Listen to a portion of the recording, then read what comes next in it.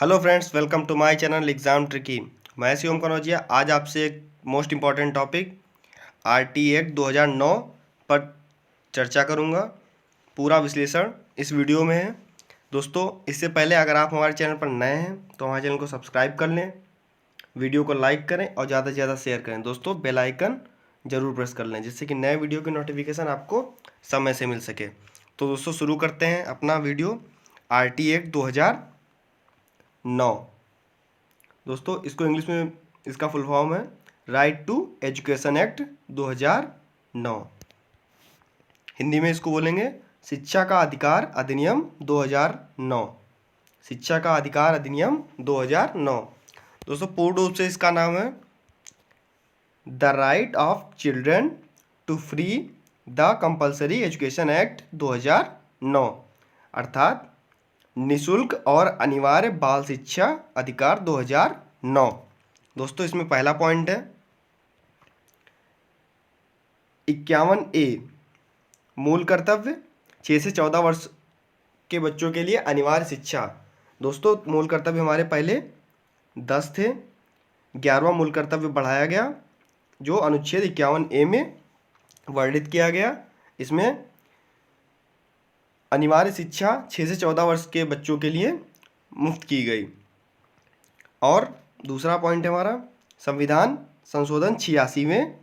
दोस्तों, संविधान संशोधन 86वें के अंतर्गत 2002 में अनुच्छेद 21 में एक अनुच्छेद और बढ़ाया गया, उसमें 21A, जिसमें शिक्षा का मूल अधिकार अधिनियम 6 से 14 वर्ष तक। दोस्तों, सभी बच्चों को निशुल्क शिक्षा और अनिवार्य शिक्षा जो मूल अधिकार बनाया गया।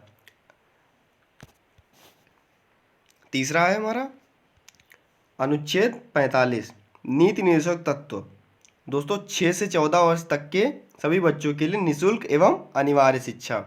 दोस्तों, सरकार ने इन तीनों पॉइंटों में, चाहे वो हमारा 51A से लेकर के और मूल कर्तव्य 6 से 14 वर्ष के लिए निशुल्क एवं अनिवार्य शिक्षा, और संविधान संशोधन 86वें के अंतर्गत 2002 में अनुच्छेद 21A में जो मूल अधिकार अधिनियम 6 से 14 वर्ष के लिए निशुल्क एवं मुफ्त शिक्षा, और अनुच्छेद 45 में नीति निर्देशक तत्व जो है उसमें 6 से 14 वर्ष के लिए बच्चों के लिए अनिवार्य एवं निशुल्क शिक्षा। इसके आगे दोस्तों, यह पारित कब किया गया? 20 जुलाई 2009 को यह राज्यसभा में तथा 4 अगस्त 2009 को यह लोकसभा में पारित किया गया, और 26 अगस्त 2009 को राष्ट्रपति प्रतिभा देवी सिंह पाटिल ने इस पर हस्ताक्षर किए। प्रतिभा देवी सिंह पाटिल ने 26 अगस्त 2009 में इस पर हस्ताक्षर किए। नेक्स्ट है हमारा 1 अप्रैल 2010 से संपूर्ण देश में लागू हुआ। दोस्तों, यह अधिकार अधिनियम आरटी एक्ट 2009 1 अप्रैल 2010 से संपूर्ण देश में लागू किया गया, और 26 अगस्त 2009 को प्रतिभा देवी सिंह पाटिल ने इस पर हस्ताक्षर किए थे। एक बार फिर से देख लेते हैं। ये 20 जुलाई 2009 को राज्यसभा में यह पारित किया गया, और 4 अगस्त 2009 को लोकसभा में यह पारित किया गया। ये डेटें बहुत इम्पोर्टेंट हैं। इस अधिनियम में 7 अध्याय, 38 धाराएं तथा 1 अनुसूची है। इस अधिनियम में 7 अध्याय हैं, 38 धाराएं हैं और 1 अनुसूची है। इसमें नेक्स्ट है शिक्षा का अधिकार अधिनियम के तहत प्राथमिक कक्षाओं में छात्र व शिक्षक का अनुपात 1:30 होना चाहिए। प्राथमिक कक्षाओं में छात्र एवं शिक्षक का अनुपात 1:30 होना चाहिए। यहाँ पे मिसप्रिंट 3 लिखा है तो यहाँ पे 30 होना चाहिए। दोस्तों, 38 धाराएं हैं, लेकिन कुछ महत्वपूर्ण धाराएं हैं, उनके विषय में मैं चर्चा करूँगा, और बाकी देख लीजिए आप लोग। धारा 3, इसमें शिक्षा 6 से 14 वर्ष के सभी बच्चों को दी जाएगी। दोस्तों, शिक्षा 6 से 14 वर्ष के सभी बच्चों को दी जाएगी। या इस पर निर्भर नहीं करता है कि वो किसी भी जाति से हैं, किसी भी धर्म से हैं, इससे डिपेंड नहीं करता है। यह सबसे बड़ी बात है कि शिक्षा 6 से 14 वर्ष तक सभी बच्चों को दी जाएगी। नेक्स्ट है धारा 6। धारा 6 में कहा गया है बालक के घर से, दोस्तों जब से यह RT एक्ट 2009 में जब से यह लागू किया गया उसके 3 वर्षों के बाद बालक के घर से 1 किलोमीटर प्राथमिक विद्यालय होना चाहिए। बालक के घर से 1 किलोमीटर के अंतराल में प्राथमिक विद्यालय और 3 किलोमीटर के अंतराल में उच्चतर प्राथमिक विद्यालय होना चाहिए। मतलब 3 साल जब से RT एक्ट 2009 लागू किया गया तब से बालक के घर से 1 किलोमीटर प्राथमिक विद्यालय होना चाहिए और 3 किलोमीटर उच्चतर विद्यालय होना चाहिए। दोस्तों ये पेपर में पूछ भी लेता है कि प्राथमिक विद्यालय की दूरी बालक के घर से कितनी होनी चाहिए, तो उसमें ऑप्शन देगा 1, 2, 3 किलोमीटर जो भी दे, तो उसमें 1 किलोमीटर और जो 3 किलोमीटर है वह उच्च प्राथमिक विद्यालय की दूरी होनी चाहिए। नेक्स्ट है धारा 10। धारा 10 के अंतर्गत आता है माता पिता का कर्तव्य 6 से 14 वर्ष के सभी बच्चों को स्कूल भेजें। दोस्तों माता पिता का कर्तव्य क्या होना चाहिए? 6 से 14 वर्ष के सभी बच्चों को स्कूल भेजें। दोस्तों जैसे गांव में बहुत लोग होते हैं जो गरीब होते हैं या कुछ भी, तो वो बच्चों को काम के लिए लगा देते हैं, इसलिए उनका भी एक कर्तव्य बनाया गया और 6 से 14 वर्ष के सभी बच्चों को लिए स्कूल भेजने को कहा गया है, धारा 10 में वर्णित किया गया है। धारा 12 निजी विद्यालयों में 25% सीट SC ST और विकलांगों की होनी चाहिए।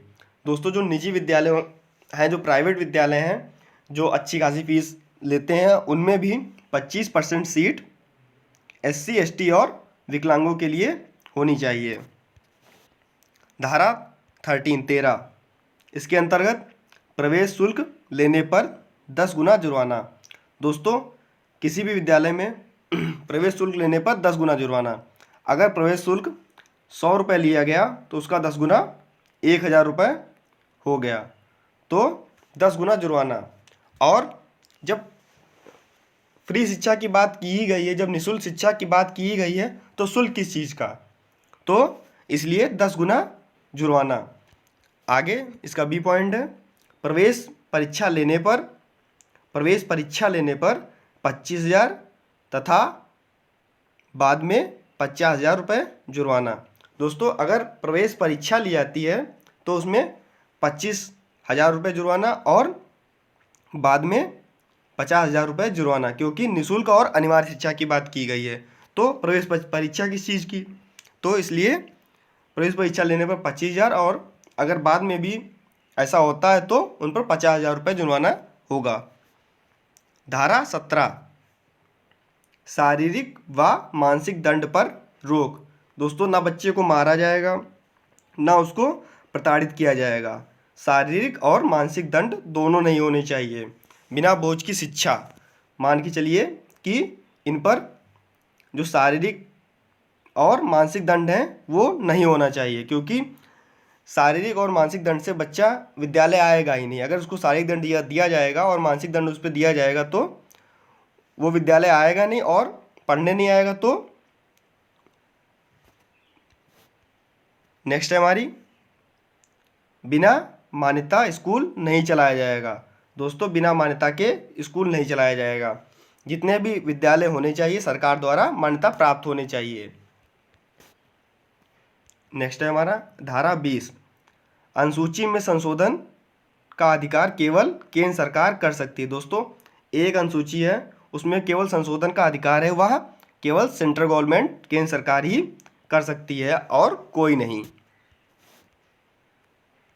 नेक्स्ट है शिक्षक की योग्यता। दोस्तों शिक्षक की योग्यता होनी चाहिए, क्योंकि शिक्षक अगर योग्य नहीं होगा, अगर शिक्षक योग्य नहीं होगा तो छात्रों को कैसे योग्य करेगा, और जब शिक्षक योग्य होगा तभी छात्र योग्य होंगे। इसलिए शिक्षकों की योग्यता भी बहुत अनिवार्य है। इसमें शिक्षक को जैसे अपने यहाँ है तो हाई स्कूल, फिर इंटर, उसके बाद में ग्रेजुएशन और फिर BTC या B.Ed या D.Ed स्पेशल एजुकेशन, और उसके बाद में टेट, फिर सहायक भर्ती परीक्षा, इतने एग्ज़ाम पास करने के बाद ही आप शिक्षक की मान्यता को पूरा करते हैं। धारा 25 शिक्षक व छात्र का अनुपात। दोस्तों शिक्षक व छात्र का अनुपात भी होना चाहिए। धारा 31 बच्चों के अधिकारों की सुरक्षा। बच्चों के अधिकारों की सुरक्षा। अब हम देखते हैं कि 1 से 5 तक के बच्चों के लिए शिक्षक और छात्र का अनुपात कितना होना चाहिए और कहाँ कहाँ पर अध्यापक ज़्यादा आवश्यकता होगी और कहाँ पर टीचर ज़्यादा लगाए जाएंगे, मतलब अध्यापक और बच्चे कहाँ पर ज़्यादा होंगे। तो दोस्तों कक्षा जो छात्र हैं, अगर 60 छात्र हैं तो 2 अध्यापक होने चाहिए, मतलब 60 छात्र पर 2 अध्यापक, मतलब मान के चलिए 30:1 का अनुपात होना चाहिए। अगर एक शिक्षक है और 30 छात्र हैं तो यह मान्यता पूरी होती है, मतलब 1:30 का अनुपात होना चाहिए।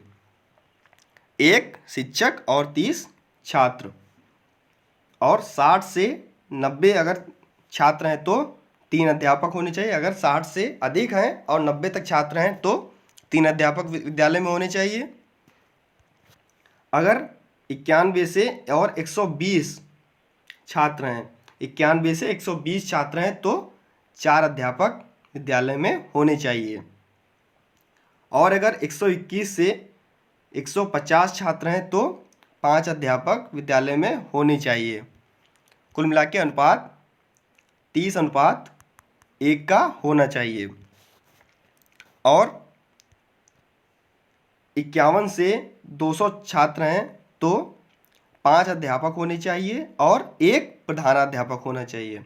अगर 51 से 200 छात्र हैं विद्यालय में तो 5 अध्यापक और 1 प्रधानाध्यापक होना चाहिए। ऐसे 6 से 8 तक के बच्चों की बात करते हैं अगर उच्च प्राथमिक लेवल की, तो छात्र शिक्षक अनुपात 35:1 होना चाहिए। दोस्तों 1 से 5 में आपका था, 1 से 5 में 30:1 था और 6 से 8 में 35:1 है। और 100 से अधिक छात्र होने पर एक हेड टीचर होना चाहिए। अगर विद्यालय में 100 से अधिक छात्र हैं तो एक हेड टीचर होना चाहिए। दोस्तों न्यूनतम कार्य दिवस कितने होंगे? न्यूनतम कार्य दिवस प्राथमिक स्तर पर 200 दिन।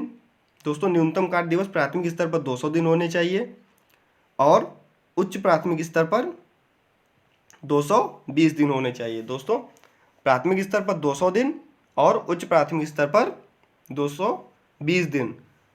1 से 5 200 दिन, 6 से 8 220 दिन।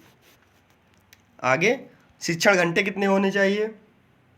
दोस्तों प्राथमिक स्तर पर शिक्षण घंटे 800 घंटे होने चाहिए और उच्च प्राथमिक स्तर पर 1000 घंटे, मतलब 1 to 5 800 घंटे और 6 to 8 1000 घंटे होने चाहिए। एक सप्ताह में न्यूनतम घंटे 45 होने चाहिए। दोस्तों शिक्षक को एक सप्ताह में कम से कम 45 घंटे पढ़ाई करानी है।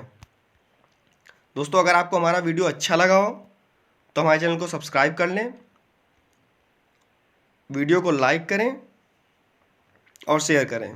धन्यवाद दोस्तों।